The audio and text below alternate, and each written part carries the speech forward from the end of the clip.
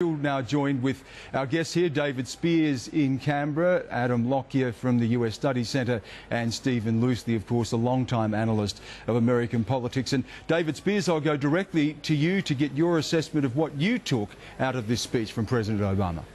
Well, I actually thought it was a fairly workmanlike speech until we got to the bit on gun reform right at the end. This was clearly the most powerful and emotive part of this speech. Well, there were some 40 standing ovations on our count throughout the speech, but that one clearly was the longest, most rapturous and most heartfelt, where he simply repeated that line, "They deserve a vote," listing the many, many victims of gun crime, not announcing any new moves, but urging Congress to vote on the plans that are before it to tackle this insidious issue.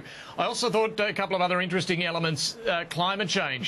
Once again here, where we heard him in his inaugural speech flag this as an agenda item for his second term. A little more detail, not a lot, but a little more detail from the President. He said, "I urge the Congress to pursue a bipartisan market-based solution to climate change. And if you don't, I'll act. I'll use my executive powers." So a market-based solution is what he's after. But then he went on to talk about proposing incentives for states that do deliver, the states with the best ideas to create jobs and lower energy by constructing more efficient buildings will receive federal support. Now that sounds a little bit like Tony Abbott's direct action. So a bit there for both sides of politics here to point to, and they will when it comes to where the Obama administration is heading on climate change. Immigration was interesting as well, urging and laying out the sort of changes that he wants to see when it comes to more boots on the ground on the southern border, reducing illegal crossings, but also things like meaningful penalties for those who break the law, background checks, making sure they pay taxes, making sure they learn English.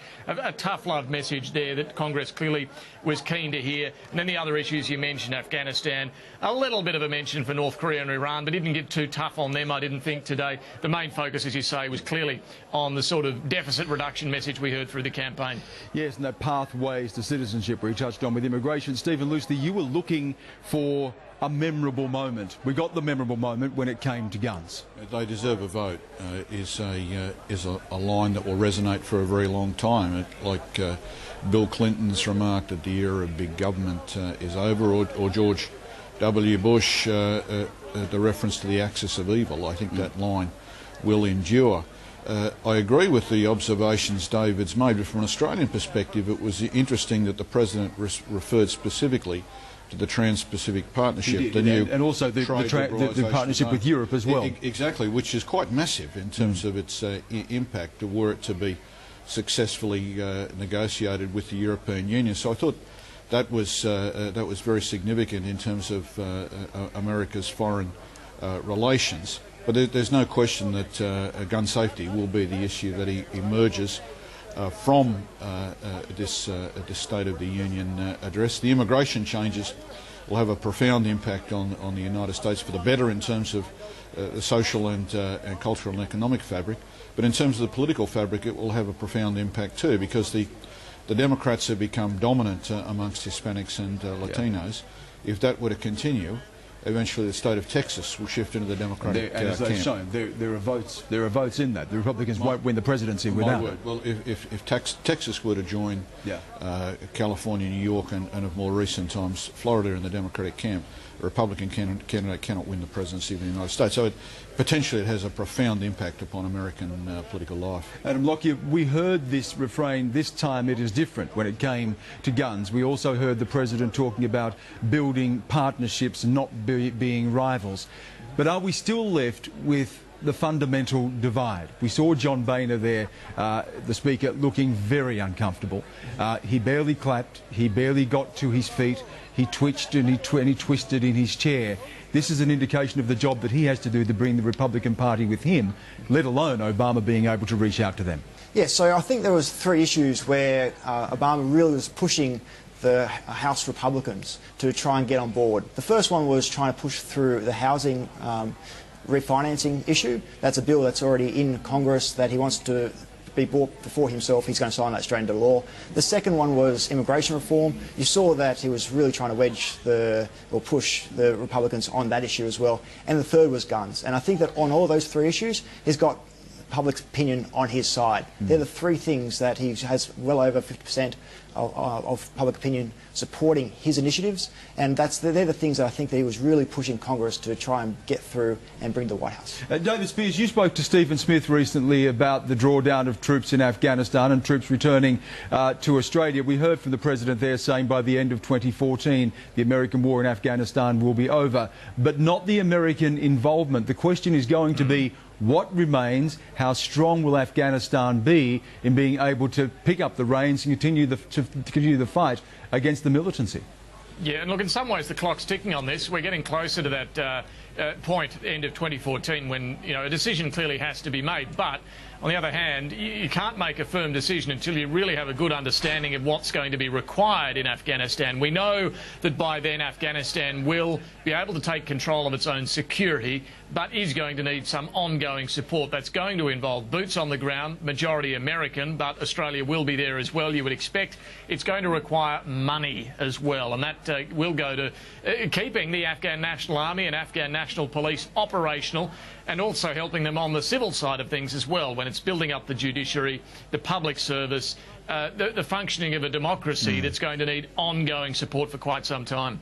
And Stephen, loosely, you're talking about a country with an acknowledged weak civilian government, some say corrupt, the Taliban that some fear will simply reclaim power once the troops have gone, and Pakistan across the border, which is also unpredictable. Well, Pakistan's a major player in this, and it was recognised just recently, the discussions in London, sponsored by the Cameron government on behalf of the ISAF alliance. Afghanistan and Pakistan really need to work out a lot of the issues on the border.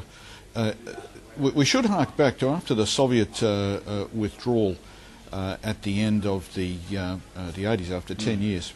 The Najibullah regime was expected to collapse within a matter of weeks. It didn't, because the Soviets, well then the Russians, continued to pay the army, and the army fought relatively well against insurgency. A bloody civil war for a long time, didn't they? It was only when the Russians stopped paying the troops that the Afghan security forces effectively collapsed. So it's really important to maintain support for the National Police and for the Army for the future, to have in place a capacity to strike across the border through drones, have special forces for counter-terrorism, and as Australia is taking a lead, to train effectively the next generation of Afghan military leadership, along with civil reconstruction. These are all important tasks. Adam Lockyer, the President did touch on North Korea, not in any great detail, but he did talk about their increasing isolation if they continue down this path. You couldn't get more isolated than North Korea is right now. They are beset with sanctions and they continue with this belligerence. What is going to stop them? What's going on with North Korea right now has nothing really to do with the United States, has everything to do with China. China is starting to become more and more concerned with North Korean behaviour, and you see the recent vote where they voted against North Korea for the first time. And a lot of this militancy that you see now coming out of Phnom Penh has to do more with trying to get China back on side, saying that we're not going to negotiate, we're going to continue this behaviour until you start to support us again, until you start to engage with us again. So although a lot of the rhetoric is designed, or saying that this behaviour is directed towards the United States, it really isn't. It's directed towards Beijing. And that's really interesting, Stephen, because for a long time it's been said that China enjoys having the buffer of North Korea. They are linked by blood and history, and it is a buffer between them and the 30,000 US troops on the demilitarised zone. Yes, and China cannot tolerate the idea of a unified nuclear-armed Korea on its border, and it's the historic invasion route for Japan. And these matters still weigh heavily in terms of Chinese psychology. I thought the President's remark about Iran was perhaps more significant in terms of restating the simple proposition, as he said during the campaign, that we will stop Iran from acquiring a nuclear weapon. But would that mean going to war? They can hardly afford that, can they? I'm not thinking along those lines. I certainly think that the sanctions have bitten very hard on Tehran, particularly on the currency of recent times. There's been a good deal of cooperation with other countries, particularly with the Europeans and countries like Australia, and I think we can see the presidential trip to the Middle East probably going to be a platform for a further escalation in sanctions on Iran and diplomatic isolation of Tehran. I thought that was significant. Happening in about a month from now. David Spears, as we come to wrap this up, I'll go back to you. You were very interested in the delivery of this speech, the tone of the speech. There has been a change of speechwriter. What was your assessment about how it was delivered? I think you said workmanlike before, but the way it was constructed.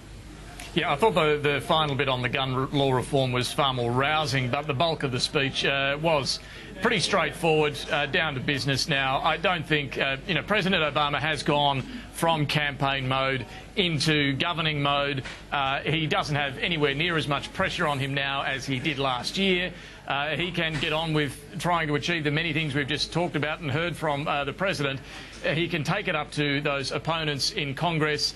And, you heard that in some of the tone as well. He's, particularly on the deficit, not mincing his words about the need for action in increasing taxes as well as cutting spending. He's, he's still appealing to the electorate, obviously, but he can, I think, be a lot more businesslike about trying to get his agenda through this Congress. David Spears, thank you very much for joining us from Canberra. Adam Lockyer from the US Studies Centre joining us here in the studio, as well as Stephen Lucy. Thank you very much for your insight.